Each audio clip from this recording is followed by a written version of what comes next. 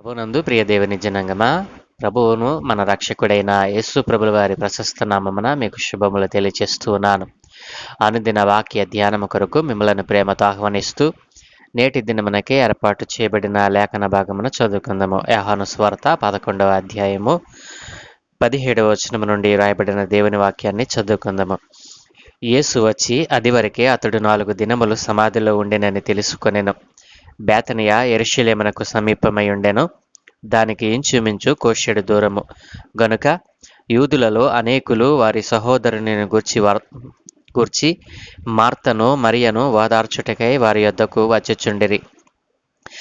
Martha యేసు వచ్చుచున్నాడని విని ఆయనను ఎదుర్కొన్న వెళ్ళెను గాని మరియ ఇంటిలో కూర్చుండి ఉండెను. మార్త యేసుతో, ప్రభువా, నీవిక్కడ ఉండిన యెడల నా సహోదరుడు చావకుండును. ఇప్పుడైనను నీవు దేవుని ఏమి అడిగిననో దేవుడు నీకు అనుగ్రహించునని ఎరుగుదును అనెను. యేసు, నీ సహోదరుడు మరలా లేచునని ఆమెతో చెప్పగా, మార్త ఆయనతో, అంత్యదినమున పునరుత్థానమందు లేచునని ఎరుగుదును అనెను. అందుకు యేసు, పునరుత్థానమును జీవమును నేనే.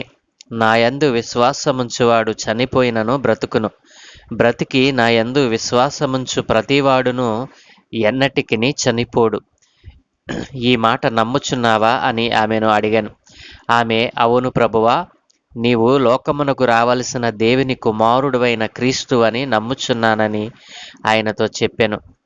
ఆమె ఈ మాట చెప్పి వెళ్ళి, బోధకుడు వచ్చి నిన్ను పిలుచుచున్నాడని తన సహోదరి అయిన మరియను రహస్యముగా పిలిచాను. ఆమె విని త్వరగా లేచి ఆయన యొద్దకు వచ్చెను. యేసు ఇంకను ఆ గ్రామములోనికి రాక మార్త ఆయనను కలుసుకొనిన చోటనే ఉండెను. గనుక ఇంటిలో మరియతో కూడా ఉండి ఆమెను ఓదార్చుచూ ఉండిన యూదులు మరియ త్వరగా లేచి వెళ్ళుట చూచి ఆమె సమాధి యొద్ద ఏడ్చుటకు అక్కడికి వెళ్ళుచున్నదనుకొని ఆమె వెంట వెళ్ళిరి.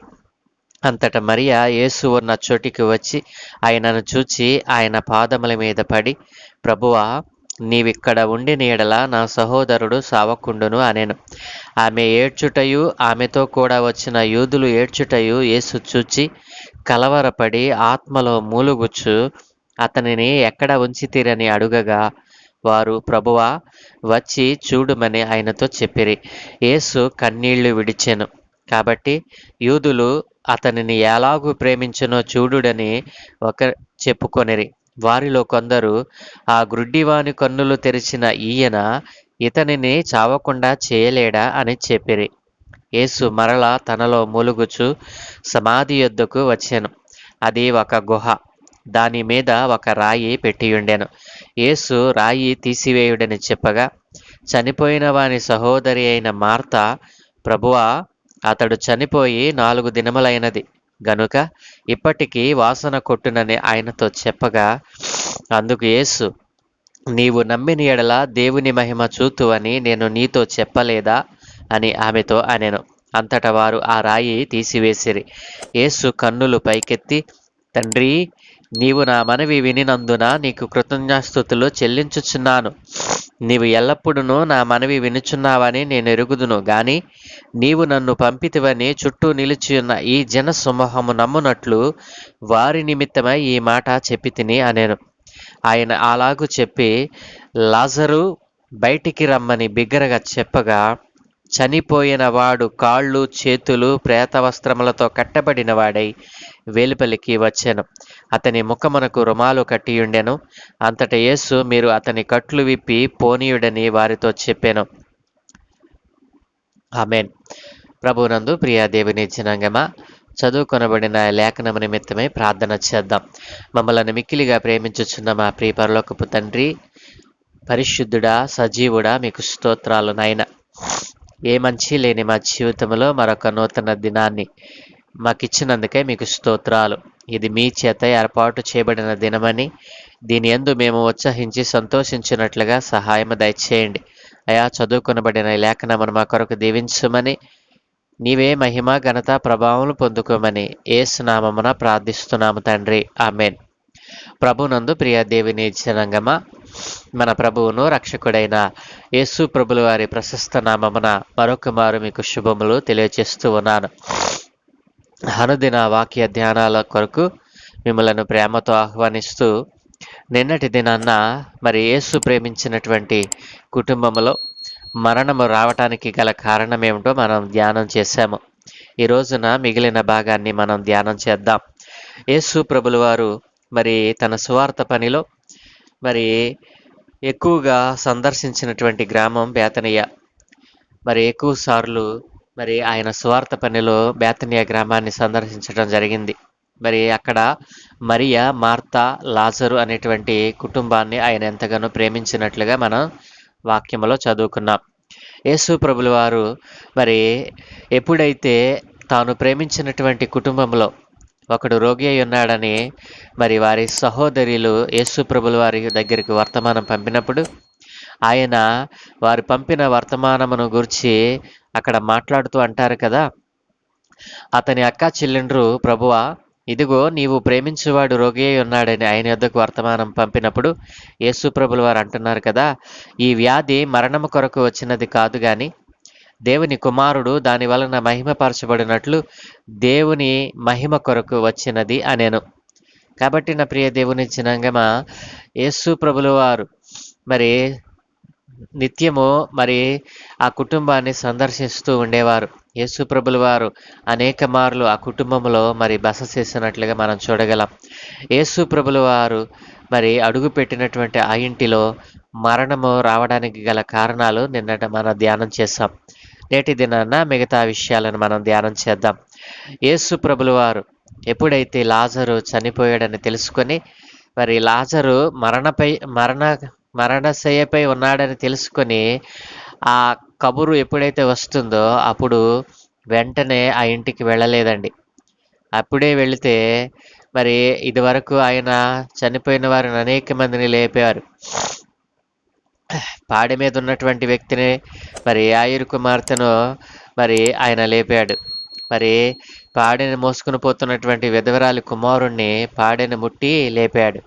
కానీ ఇక్కడ మరి వేరొక రకంగా మరి సమాధి చేయబడినటువంటి వ్యక్తిని లాజరు ఏ విధంగా సమాధి చేయబడ్డాడో ఇక్కడ మరొక రకమైనటువంటి సందర్భంలో ఆయన చనిపోయిన వ్యక్తిని లేపినట్లుగా మనం ఇక్కడ చూడగలం. ప్రియ దేవుని బిడ్డలారా, యేసు ప్రభుల వారు మరి తను ప్రేమించినటువంటి కుటుంబంలో ఒకడు రోగి ఉన్నాడని కబురు తెలిసినప్పటికీ కూడా ఆ ఇంటికి వెళ్ళకపోవడానికి కారణం ఏంటంటే, యేసు ప్రభుల వారు మరణకరమైనటువంటి రోగం వచ్చినప్పుడు అక్కడ లేడు అని వారిని రూఢిపరచటానికి. యేసు ప్రభుల వారు అక్కడ ఉంటే మరి ఇద్దరు సహోదరులు కూడా అన్నారు కదా, ప్రభువా నీవు ఇక్కడ ఉంటే నా సహోదరుడు చావకుండును, కాబట్టి నీవు లేవు కాబట్టి అతనికి మరణం సంభవించిందని అక్కడ వారు అంటాం మనం చదువుకున్నాం. కాబట్టి నా ప్రియ దేవుని జనాంగమా, యేసు ప్రభుల వారు కూడా అంటున్నారు కదా, ఆయన అంటున్నారు కదా, ప్రభువా యేసు ప్రభుల వారు 11వ వచనంలో అంటున్నారు, మన స్నేహితుడైన లాజరు నిద్రించుచున్నాడు, అతని మేలుకొలప వెళ్ళుచున్నానని వారితో చెప్పినప్పుడు శిష్యులు అంటున్నారు కదా, ప్రభువా అతడు నిద్రించిన ఎడల బాగుపడును అనిరి. యేసు అతని మరణంను గురించి ఆ మాట చెప్పాను గాని వారు ఆయన నిద్ర విశ్రాంతిని గురించి చెప్పాను అనుకున్నారు. యేసు ప్రభుల వారి మనస్సును ఎరగటం అంత తేలిక కాదండి. కానీ ఆయన చెప్తూ ఉండగా మనం వింటే గనక అంత సులువు మరి ఒకటి ఉండదండి. కాబట్టి యేసు ప్రభుల వారి మాట మరి అంతగా మనుషుల హృదయాలలోనికి వెళ్ళడానికి గల కారణం ఏంటంటే, ఆయన మాట మెత్తనిది, ఆయన మాట మెల్లనిది, ఆయన స్వరము మెల్లగా మనకు వినపడుతూ ఉండగా ఆ స్వరములో పలకబడుతున్నటువంటి ప్రతి మాట మనకు జీవమును ఇస్తుంది. కాబట్టి యేసు ప్రభుల వారితో వారు సహవాసం చేస్తున్నారు కానీ శిష్యులు యేసు ప్రభుల వారిని మనస్సు, యేసు ప్రభుల వారికి ఉన్నటువంటి మనస్సు, యేసు ప్రభుల వారికి ఉన్నటువంటి ఆలోచన, ఆ తలంపులు వారికి లేవు.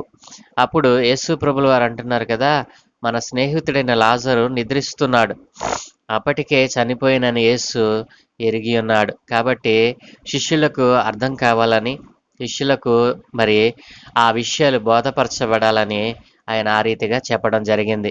మరి మన స్నేహితుడైన లాజరు నిద్రిస్తూ ఉన్నాడు, కాబట్టి అతనిని మేలుకొలప వెళ్తున్నాను, మీరు కూడా రండి అని వారికి సిగ్నల్ ఇస్తే వారంటారు కదా, అతడు ఒకవేళ నిద్రిస్తే ప్రభువా తప్పక బాగుపడతాడని చెప్పి వారు అనటం మనం ఇక్కడ చూడగలం. ఈ రీతిగా జరిగిన సంభాషణ తర్వాత యేసు ప్రభుల వారు మరి యేసు ప్రభుల వారు అంటున్నటువంటి మాట, లాజరు చనిపోయాను, మీరు నమ్మునట్లు నేను అక్కడ ఉండలేదని. అంటే ఇక్కడ మనం ఒక విషయాన్ని జ్ఞాపకం చేసుకోవాలి. లాజరు చనిపోయాడు, చనిపోయిన సమయానికి నేను అక్కడ లేను అని మరి రుజువుపరచడానికి మీరే నాకు సాక్షులని శిష్యులతో అనటం మనం అక్కడ చూడగలం. ఎందుకంటే యేసు ప్రభు ఉన్న మరి నిన్నటి దినాన మనం ధ్యానం చేసాం. యేసు ప్రభు ఆ ఇంటిలో ఉన్నా కూడా మరణం సంభవించిందంటే ఈయన దేవుడు కాడు, ఈయన రక్షకుడు కాదు, ఈయన ఎవరిని ఉద్ధరించడానికి వచ్చినటువంటి కాదు, ఈయన తండ్రి వద్ద నుండి వచ్చినవాడు కాడు అని ఒకవేళ వీరిలో ఒకళ్ళు ఎవరైనా ఒకవేళ అపనమ్మకాన్ని కలిగి ఉంటారేమోనని యేసు ప్రభుల వారు ఆ మాట అంటున్నారు. ఏమని తెలుసండి? యేసు ప్రభుల వారు అంటున్నారు కదా 14వ వచనంలో, కావున యేసు లాజరు చనిపోయాను, మీరు నమ్మునట్లు నేను అక్కడ ఉండలేదని మీ నిమిత్తము సంతోషించుచున్నాను, అయినను అతని వద్దకు మనం వెళుదాం రండని స్పష్టముగా వారితో చెప్పారు. ఎందుకని నిన్నటి దినాన మనం ధ్యానం చేశాం కదా, మరి యేసు ఉన్న ఇంటిలో మరణం ఎందుకు సంభవించింది? యేసయ్య మరి రక్షకుడు కదా, యేసయ్య అందరినీ మరి రక్షించటానికి వచ్చినటువంటి ఏకైక దేవుడు కదా.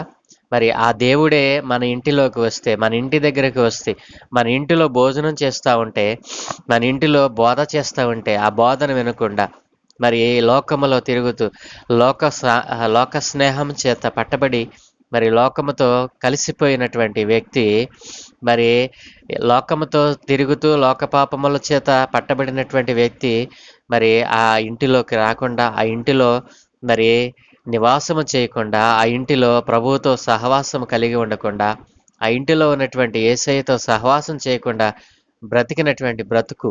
కాబట్టి యేసయ్య ఉన్న ఆ ఇంటిలో మరణం వచ్చిందంటే మరి నేను పైనుండి వచ్చాను, తండ్రి నన్ను పంపాడు, నేను పరిశుద్ధుడిని, నాలో పాపము లేదు, ఇట్లాంటి మాటలు చెప్తే వారు వింటారా? వినరు కదండి. కాబట్టి యేసు ప్రభుల వారు అన్నటువంటి మాట, యేసయ్య మనస్సును మనం ఎరిగి మెసలాలి.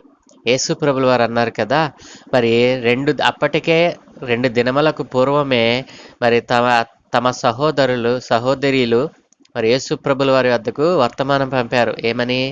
మరి నీవు ప్రేమించిన లాజరు మరి మరణకరమైన రోగముతో మంచం పట్టి ఉన్నాడు అని ప్రభు వద్దకు సమాచారం పంపితే ఆయన వెళ్ళలేదండి. ఎందుకు వెళ్ళలేదు అని అంటే, దేవుని యొక్క మహిమ, దేవుని యొక్క ఆశ్చర్యమైనటువంటి అద్భుతమైనటువంటి కార్యాలు అక్కడ నిలిచి ఉన్నటువంటి ఆ గ్రామంలో ఉన్నటువంటి వారు ప్రపంచమంతా తెలుసుకోవాలని ఆయన ఆ రీతిగా మరి వెళ్లకుండా ఉన్నారు.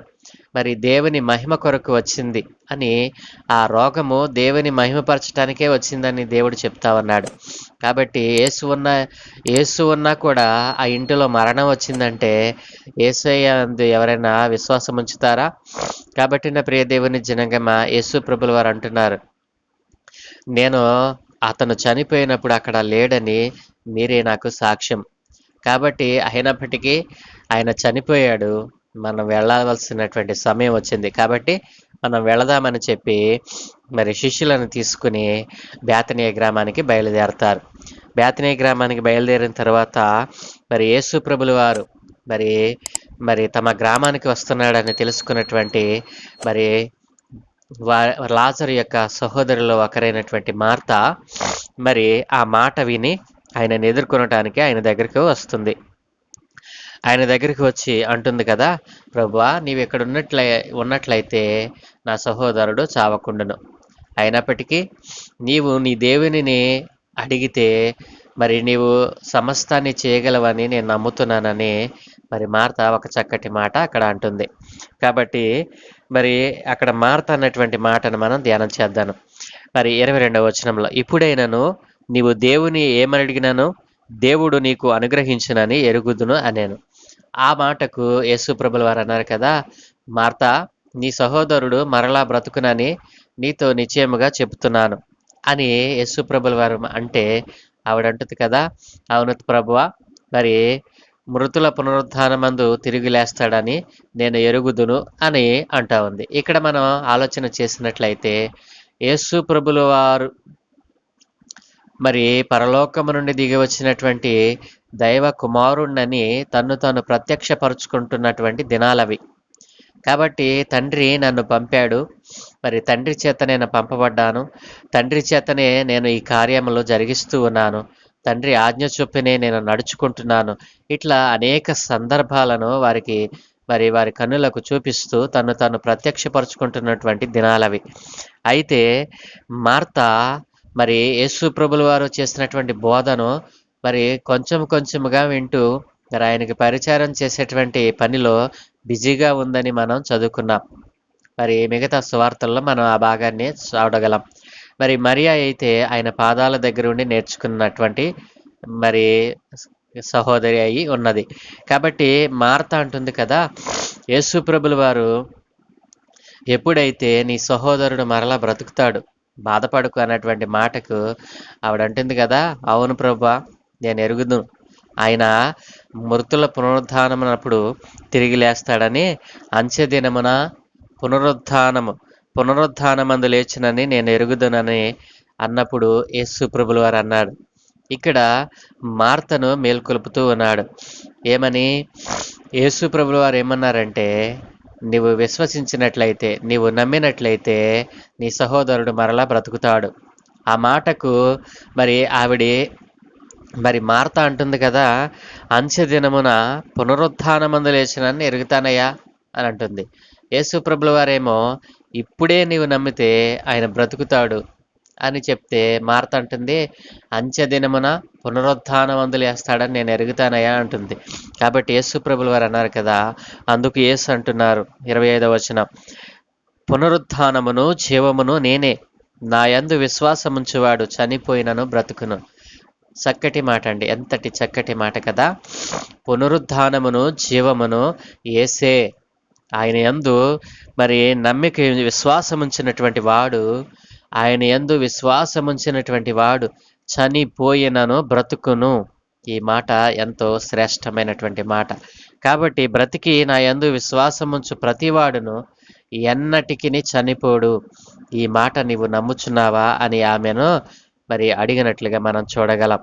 ఎప్పుడైతే యేసు ప్రభుల వారు ఈ మాట అన్నారో, పునరుత్థానమును జీవమును నేనే, నా యందు విశ్వాసముంచేవాడు మరి బ్రతికి నా యందు విశ్వాసముంచు ప్రతివాడును ఎన్నటికిని చనిపోడని నీవు నమ్ముచున్నావా అని ఆమెను మేల్కొల్పినట్లుగా మనం చూడగలం.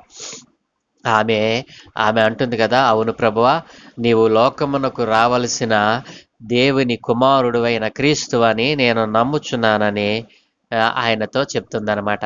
కాబట్టి యేసయ్య మాటలు విడుదలవుతుండగానే అజ్ఞానం అనేటువంటిది తొలగిపోయి జ్ఞానముతో నిండినటువంటి మాటలు మన నోటికి వస్తాయి.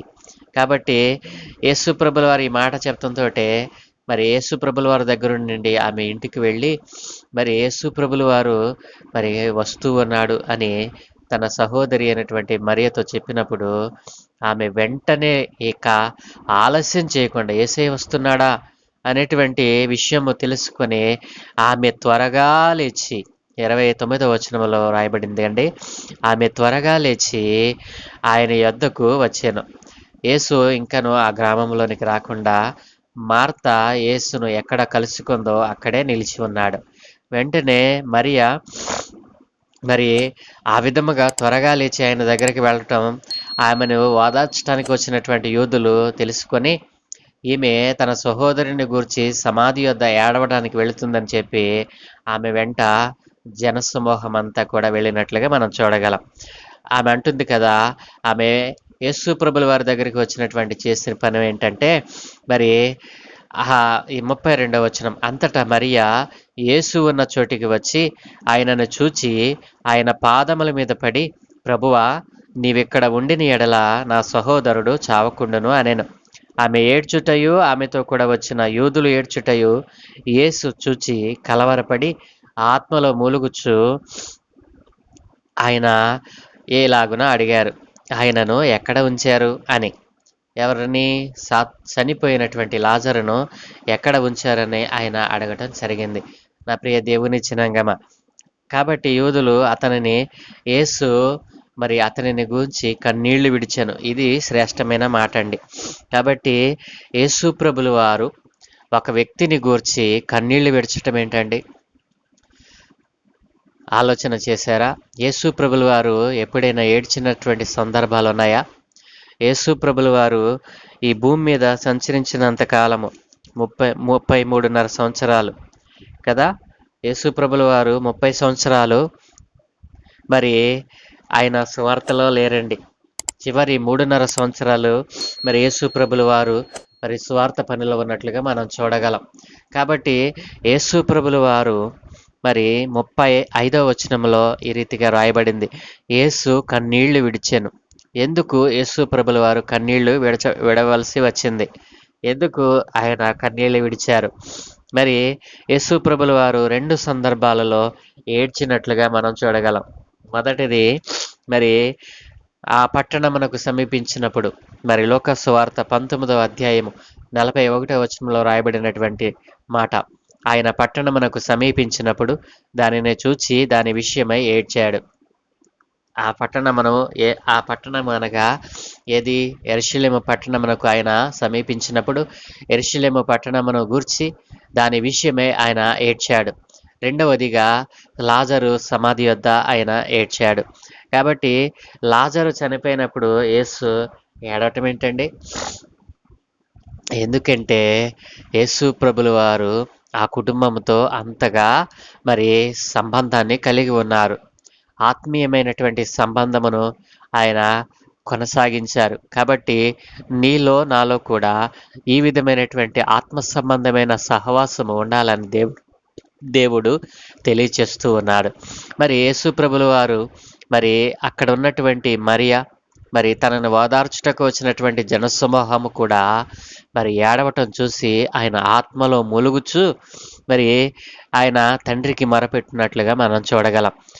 కన్నీళ్లు విడవటం అంటే ఆయన మానవ మానవ రూపమును ధరించి ఉన్నాడు కాబట్టి ఆయనకి కూడా సుఖ దుఃఖాలు అనేటువంటివి ప్రతి మనిషిలో ఆయనే పెట్టాడు కాబట్టి వారు ఏడుస్తూ ఉండగా ఆయన కూడా కన్నీళ్లు విడిచినట్లుగా మనం చూడగలం.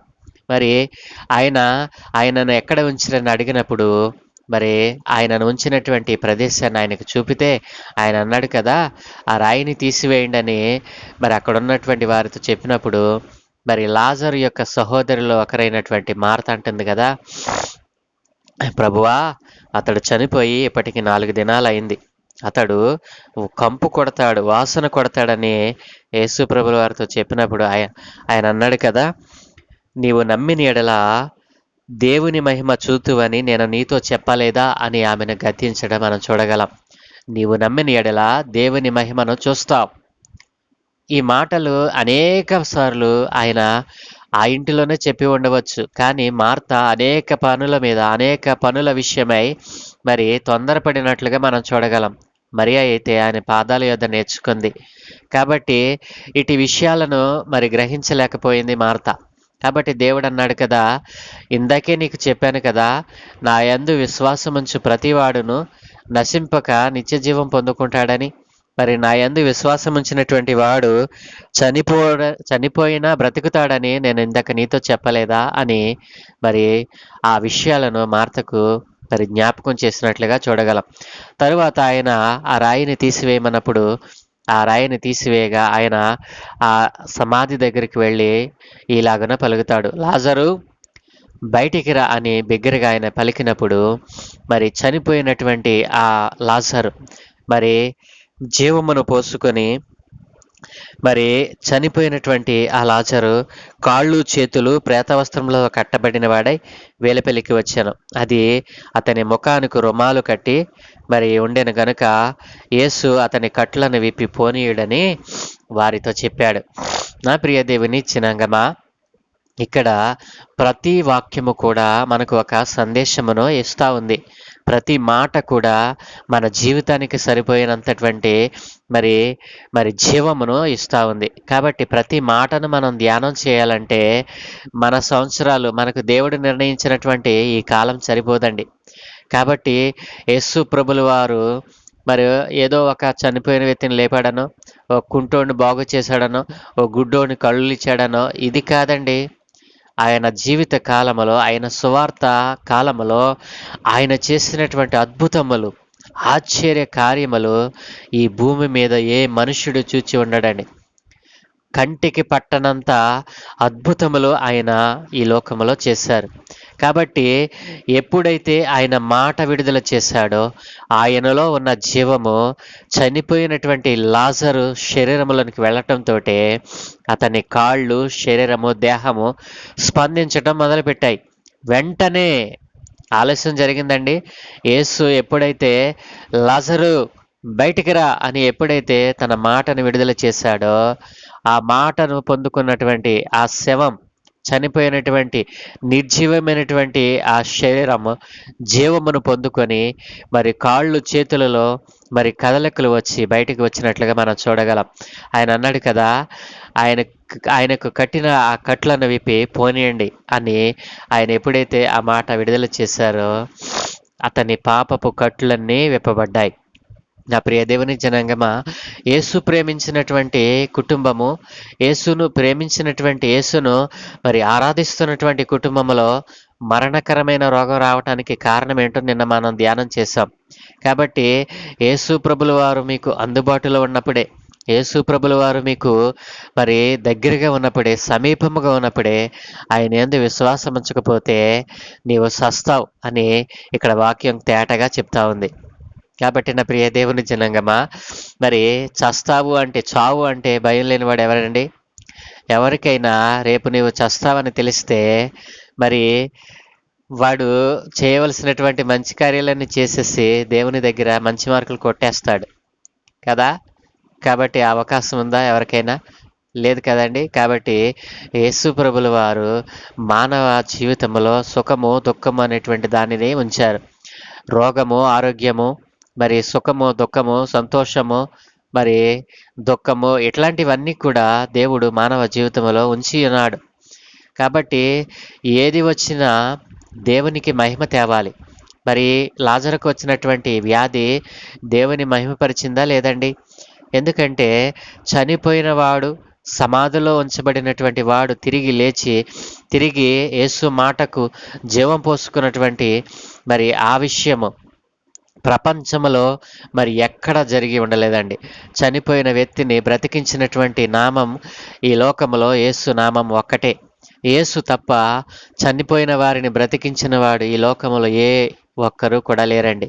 ఈ లోకములో ఉన్నటువంటి నామాలన్నీ కూడా మరి మీరు ఒకసారి ఆలోచన చేయండి. ఎందుకు వారు ఇలాగున చేయలేకపోయారు? వారు నిజంగా దేవుళ్ళేనా? వారు నిజమైన దైవములేనా? దైవములైతే వారిలో పరిశుద్ధత ఎందుకు లేదు? వారు మరి మానవ జీవితంలో ఉన్నటువంటి మరి భార్యాభర్త సంబంధాన్ని మరి మరి ఈర్ష్య, ద్వేషము, అసూయ ఇట్లాంటివన్నిటిని కలిగినటువంటి వారు ఎలాగున దైవములని కొలవబడుతూ ఉన్నారు? మరి వారు దైవములైతే వారి జీవితంలో పరిశుద్ధత ఎందుకు లేదు? మరి మానవులకు ఉండవలసినటువంటి మరి దైవములకు ఉండవలసినటువంటి ప్రత్యేకమైనటువంటి జీవితం వారికి ఎందుకు లేదు? మరి ఒక యుగంలో ఒకలాగాను, ఒక కాలంలో మరొకలాగాను ఎందుకు మారవలసి వచ్చింది? అలా మారి మరి అనేకమైనటువంటి వ్యర్థమైన కార్యాలు వారు జరిగించారు కదా. మానవులను తప్పుదోవ పట్టించడానికి వారే భ్రష్టులైపోయారు కదా. ఇట్లాంటి విషయాలు ఎందుకు ఆలోచన చేయలేకపోయారు? యేసు బ్రతికినటువంటి కాలము 33.5 సంవత్సరాలు.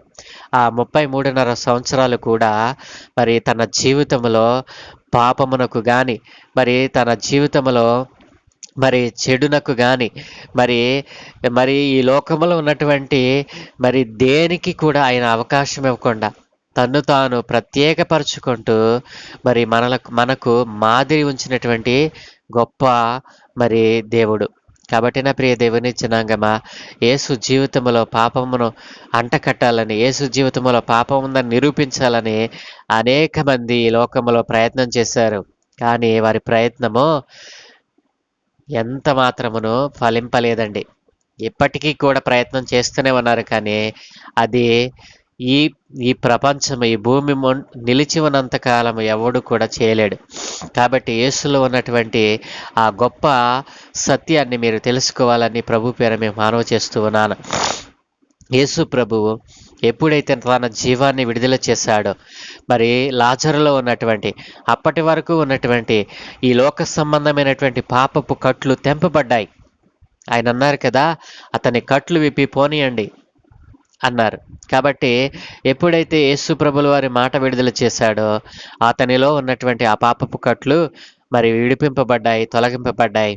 కాబట్టి అప్పటి నుండి అతను జీవములో ప్రవేశించాడు. కాబట్టి నా ప్రియ దేవుని జనంగమా, యేసు ప్రభు వారు ఒకవేళ నీ ఇంటిలో ఉన్నాడేమో, నీ ఇంటిలో ఉన్న వారందరూ యేసును అనుసరిస్తూ ఉన్నారేమో, కేవలము ఒక్కరు మాత్రమే లోకంలో ఉన్నారేమో. అయినప్పటికీ నీవు దిగులు చెందకు. ఎందుకంటే యేసు ప్రభుల వారు ఎవరిని విడిచిపెట్టేటువంటి దేవుడు కాదు. అయితే ఎవరైతే ఆయనను విడిచి తిరుగుతున్నారో వారిలో పాపపు కట్లు ఉన్నాయని, పాపబంధకములో వారు ఉన్నారని ఈ విషయం ద్వారా మీరు తెలుసుకోవాలని దేవుడు మీకు ఈ విషయాన్ని తెలియచేస్తూ ఉన్నాడు.